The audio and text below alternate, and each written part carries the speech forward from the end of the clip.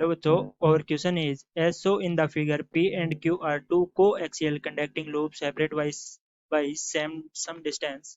When switch S is closed, a clockwise current IP flow in P and induced current IQ1 flow in Q. The switch S remain closed for the long time. When S is open, a current IQ2 flow in Q.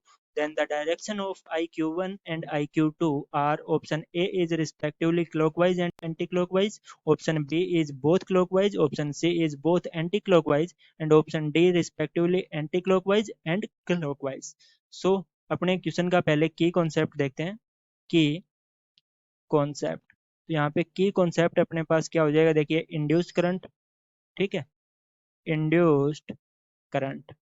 और induce current की अपने बात करें तो induce current है वो किस प्रकार प्रोड्यूस होता है, तो ये क्या रहता है, oppose the change, oppose the change, यानी जो चेंज होना होता है उसके क्या रहता है, ये अपोजिट साइड में रहता है।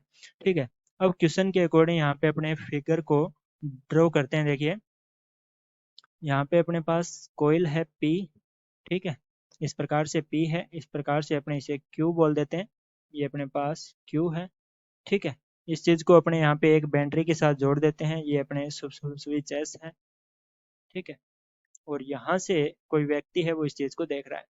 अब क्वेश्चन के अकॉर्डिंग अपने चलते हैं। देखिए क्वेश्चन में अपने को पहले का है कि जैसे ही अपने इसको क्लोज कर देते हैं तो यहाँ पे करंट फ्लो होएगा, देखिए इस प्रकार से, जो कि क्या है, क्लॉकवाइज है, ठीक है। तो अपने ये जो क्यू है इसके अंदर इंड्यूस करंट अपने को फाइंड आउट करना है। तो पहले अपने फ्लेमिंग के नियम से देखते हैं। देखिए फ्लेमिंग राइट हैंड रूल से अपने यहाँ पे देखें तो अपने जानते हैं कि ये जो करंट की डायरेक्शन में अपने फिंगर को लेके जाएंगे तो जो थंब है वो मैग्नेटिक फील्ड देगा जिसकी डायरेक्शन इस प्रकार से होएगी, ठीक है। तो मैग्नेटिक फील्ड बी है वो इस प्रकार प्रोड्यूस होएगा, जिसके कारण इसकी जो कोयल है क्यू, इसके अंदर मैग्नेटिक फील्ड बनेगा जिसकी डायरेक्शन इस प्रकार होएगी। तो यहाँ पे देखिए इस डायरेक्शन के कारण अपने पास यहाँ पे जो करंट होएगा वो क्या होना चाहिए, क्लॉकवाइज, ठीक है, क्लॉकवाइज। लेकिन जो इंड्यूस करंट होता है, इंड्यूस करंट है वो, इंड्यूस करंट की अपने बात करें तो इंड्यूस करंट क्या रहता है, oppose to change, oppose to change, यानी जो चेंज हो रहा है उसके अपोजिट साइड में रहता है। यानी ये क्या करेगा, बी को इस साइड लेके जाना चाहेगा, बी को इस साइड लेके जाएंगे तो करंट का फ्लो है वो चेंज हो जाएगा, तो बी है, या अपने कहें कि जो आई है वो इस फॉर्म में आ जाएगा। तो अपने कहेंगे कि यहाँ पे जो इंड्यूस करंट IQ1 है वो अपने पास क्या हो जाएगा, एंटी क्लॉकवाइज, क्योंकि ये बी को चेंज करना चाहेगा, तो ये हो जाएगा एंटी क्लॉकवाइज, ठीक है।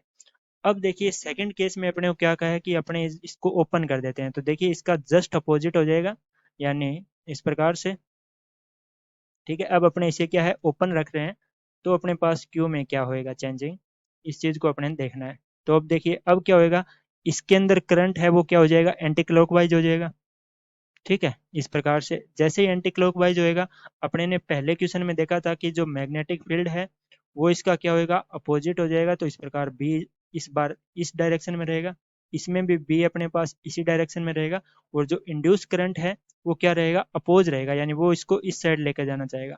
और इस साइड लेके जाने के लिए करंट है वो किस साइड फ्लो होना चाहिए, क्लॉकवाइज।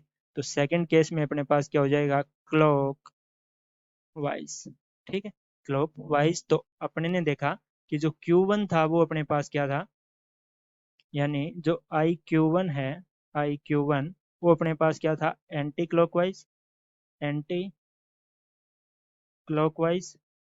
एंड IQ2 जो था वो अपने पास क्या था, क्लॉकवाइज, जो कि ऑप्शन देखिए कौन से में दिया गया है, डी ऑप्शन में, तो अपने डी ऑप्शन के साथ जाएंगे। ये था इसका सॉल्यूशन। Thank you.